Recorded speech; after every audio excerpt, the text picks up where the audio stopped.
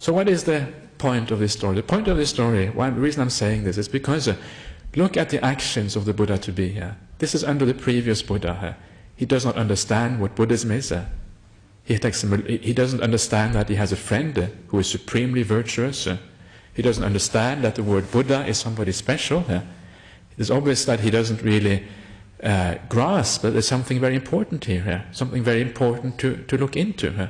In other words, he's just like most other people. He does not have that spiritual insight to understand that there is a teaching there which is very special and very unique in the world, which only Buddhas can teach. He doesn't see that. And again, it's just like us, isn't it? Very often people don't understand. You meet people on the street, you say, well, look at this wonderful teaching, and they say, oh, I'm not interested.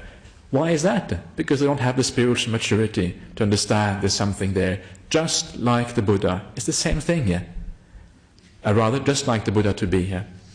So again, the similarity between the Buddha and his past life is again very close to how we ourselves and many other people in the world act today. It's very hard to see this profound teaching.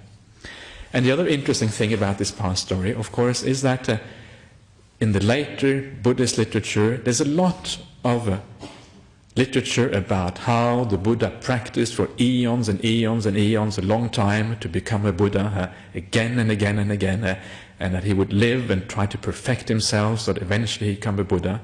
But here he doesn't even know what Buddhism is all about. He doesn't even understand it.